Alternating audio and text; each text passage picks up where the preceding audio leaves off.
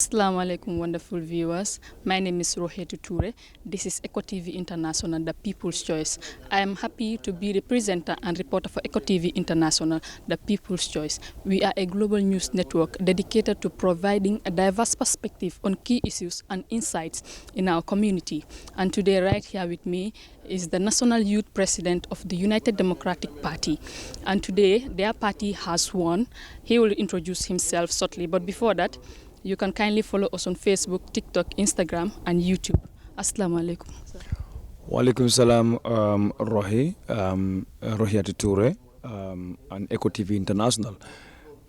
Thank you for having me for this special or exclusive interview, if you like, with your camera crew, technicians, and the entire staff at Eco TV International. As you rightly described, the media, that is, it's an international medium trying to anchor the voice of the voiceless. So therefore, I thank you so much once again for having me. Okay, congratulations on your victory. Thank you so much, but you did not say it louder. This is a big victory. It's a national victory. It's a national, congrats to you. National victory. Thank you so much. Thank you. Thank you. As we've seen that your candidate has won, what are the things that we'll be expecting from you guys in the future? It's a very good question. The expectations are always high as far as elections are concerned, because as you can see, almost over a week we are here present in Kiang, and myself, I'm not a son or a resident of Kiang, neither am I a native. But therefore, the position that I was here for, it means that our party represents policies and programs. And those policies and programs means that when we are elected into office, therefore we're going to deliver to promote the welfare of the people. Therefore, the resources that we expect to utilize and to ensure every community have what they have deserved from the council, I think the candidate and council have been doing that before today. Though the candidate might be a new face or a new person at council or to be elected in council, but therefore council, that is Mansakonkwera Council, has been led by a UDP member, that is Chairman Lande Mbisane, and the council that has also seen Masembe Ward have a councillor called Honorable Bakari Korta Dilate. Therefore, I've started a lot of developments, major ones indeed, from the chairman and the Mansakonkwera Council to the councillors. So the expectations are there, means that the continuation of those developments are going to be the mantra of this current one that is newly been elected. So therefore, it's not a new thing. It's just a continuation of what has already been initiated and started to be accomplished by the new councillor Bakari S. Jaju. Okay, so do you have full confidence in him that he's going to continue the legacy that the deceased has left behind? I didn't mean there was no confidence. There would have been no presentation of the candidate, but it's because of the confidence we have in him. We believe he is going to deliver nothing less than, or nothing even less. We expect him to deliver more than what Bakar Kota has left behind. So therefore, the candidate is there on behalf of the party, but therefore representing Masembe Ward, and Masembe Ward is under Mansakonko Area Council. Mansakonko Area Council is led by Lande Mbisane.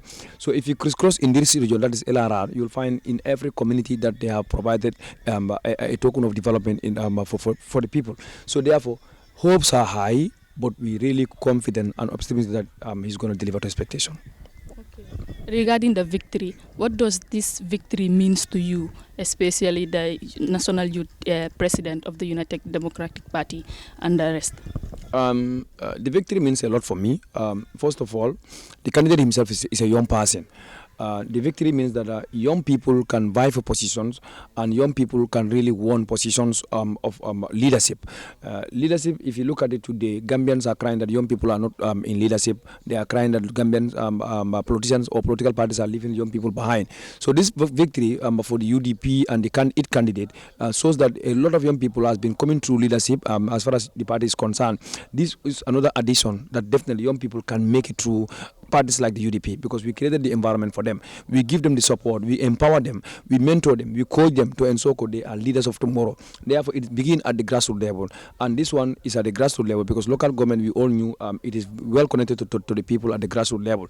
So therefore, Honorable Bakari Kota has started his leadership journey by being elected as a councillor, and that councillorship for me, it means a lot. because I believe this party was building leaders before, but still is there to build leaders. Bakari is one of those people. And I think you were present during the voting period. I was even asked by a journalist and one of your colleagues that he does not see young people participating in this voting, today's voting. But I told him that I told her that young people will participate, and they have decided. We went around, we motivated them, we encouraged them to go and vote, regardless of the party they support. But let them just go and vote, and I think they have done that, because if you see the voting pattern, particularly from 1 a.m. To 5 a.m., all those appearing were more of young people. So therefore, young people, I think they have given space to the elderly persons in the morning to 12. But from there upwards, they really take ownership of what belongs to them. So definitely, to me, this election has been decided by young people, particularly the female part of it.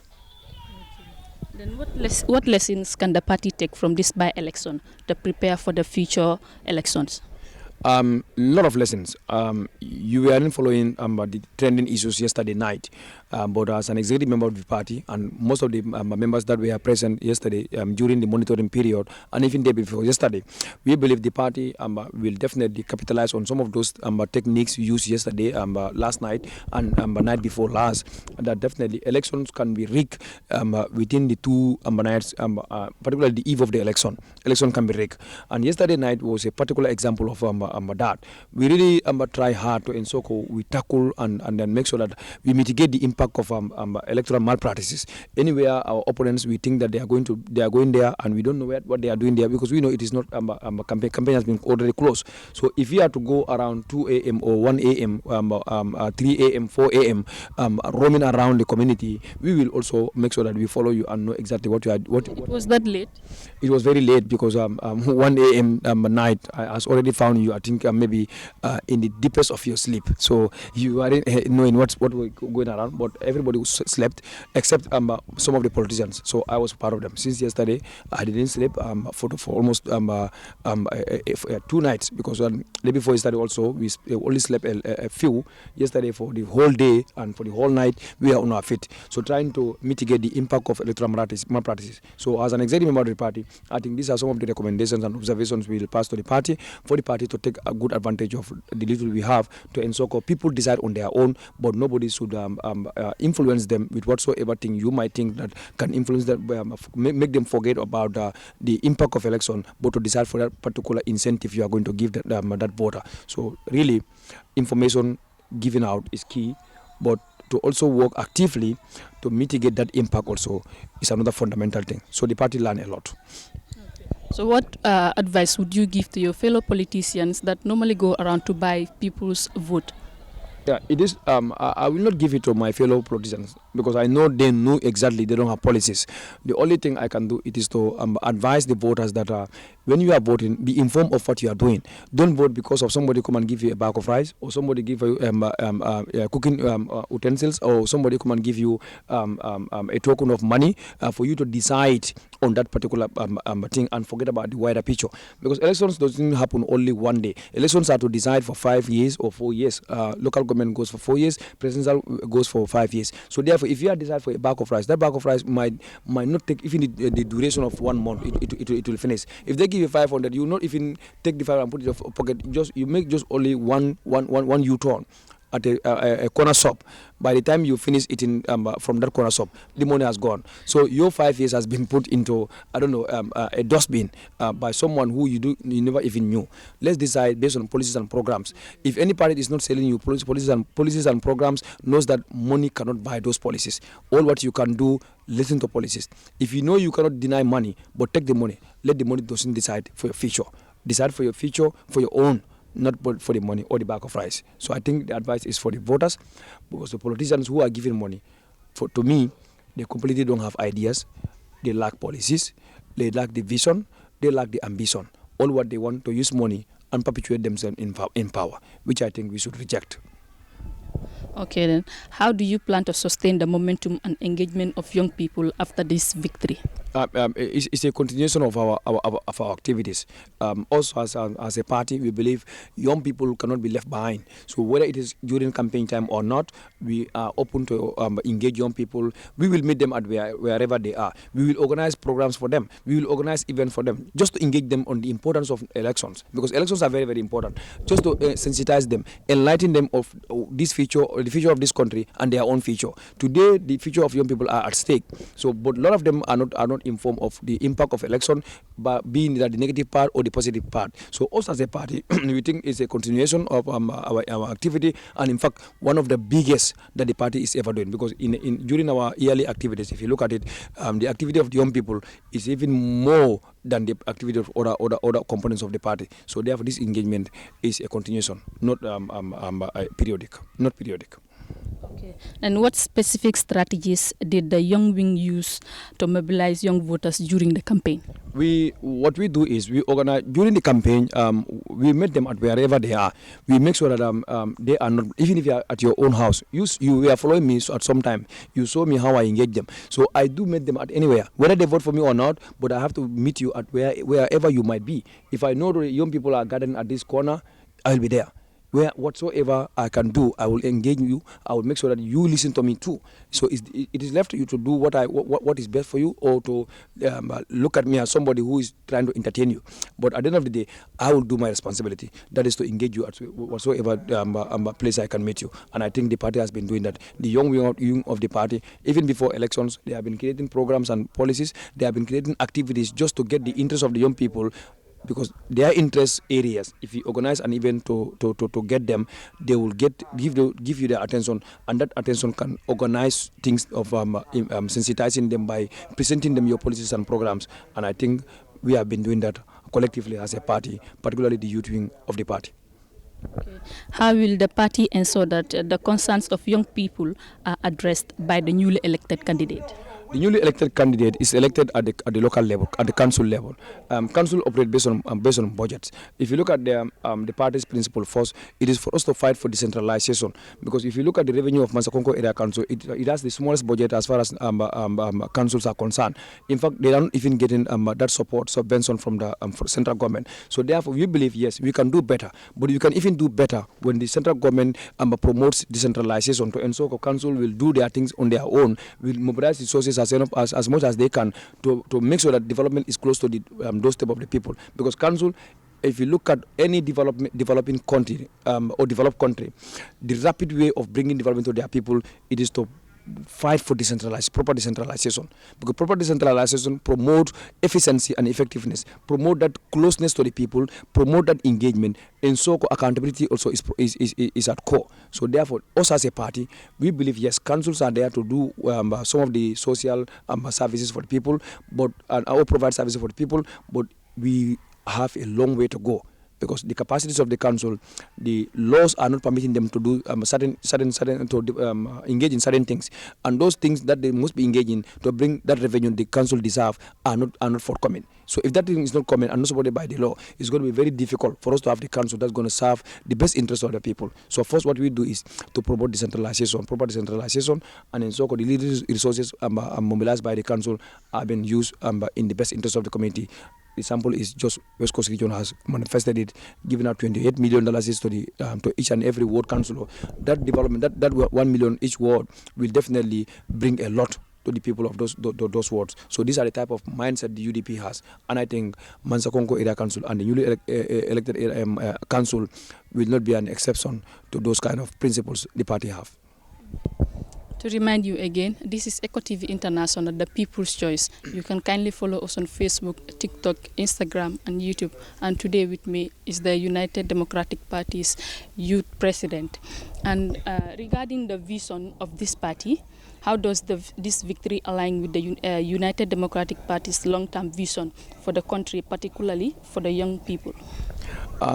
What we do is to align ourselves with the future of developing this country. As far as this election is concerned, it is to continue engage the communities, the voters, on our policies. Because it is through those policies they can hold us accountable. It is through those policies and programs they can see the future of the country to be catered for. It is not just to come and, as I said earlier, to come and corrupt you. Give me your vote, I'll give you $100. Give me your vote, I'll give you $500. Give me your vote, I'll give a bag of rice. No, we say no to that one. We say give me your votes. These are the policies and programs we have, and these policies and programs, if implemented, this is what we are going to build for our future collectively, and therefore that future belongs to all of us. So when we do this thing, we get this thing right. But when we do this thing, we get this thing wrong. So we use our policies and programs to ensure voters are enlightened and to ensure they have the guts to have that trust in us to bestow the position that we are looking from them for the future to be built by all of us collectively. Because not one person can do it. But if you go for an individual interest, the collective one will fail. Therefore, we always present the collective interest, that is policies and programs, for them to see themselves in it and to ensure they decide for those policies and programs for our future to be brighter tomorrow. As the National Youth President, how do you personally plan to build on this success, start strengthening the youth with the wing of the United Democratic Party? It is to maintain the engagements. We're going to maintain what we found our predecessors were doing. They were doing a lot as far as young people areas are concerned. That is the trend that the current one also is doing under my leadership, because our founding fathers, including the party leader, His Excellency Haji Dabo, they believe in young people. They believe in programs and policies that is going to promote the interests of young people. So therefore, those programs and policies are going to be the focal points that whenever we have an engagement with young people, we're going to present to them. But what we do as a party collectively, it is to have that one-to-one with any young person that we believe have the potentials tomorrow. It is to have one-to-one with that young people that has been marginalized. It is to have that one-to-one with young people those are left behind and not been catered for national in the national cake. So therefore, we have the mindset of collectively putting young people together, bringing them together, engaging them in national programs, and therefore they will see themselves to know tomorrow belongs to us. So without doing this could be the negative impact of it. So that is what the party is doing, and that is what we have inherited. That is exactly what we are trying to continue doing. Well, sir, time is running against us. What advice would you give the young people who want to get involved in politics but feel discouraged? My advice is never discourage taking part in politics, because if you do not take part in politics, politics will take part in you. And if you allow politics to take part in you, your future might be ruined. So therefore, don't be discouraged, because whether you are engaged in politics, you should know politics is already engaging you. So if politics is engaging you, you are not so entertaining. One day you might bite your finger, because if you are not prepared, people might need you at a time whereby you are unprepared. And that unpreparedness can definitely cost you. That's why some young people, if you look at them at the campaign trail, they are very shy. They cannot even. It's very challenging for them to express themselves because of why they were not prepared for it. And they are the future leaders of this country. They see politics. This is a mere thing. I cannot do this. It's not a decent thing. And without seeing politics as a decent area, you will be leaving it behind. A day will come when politics needs is going to be very difficult and tough. Even a shy, you looking at yourself as very shy to speak to the public. So I'm encouraging them to take part in politics before politics take part in them. Thank you very much, sir. It is nice having you here. Well, this is Eco TV International, the People's Choice. You are watching us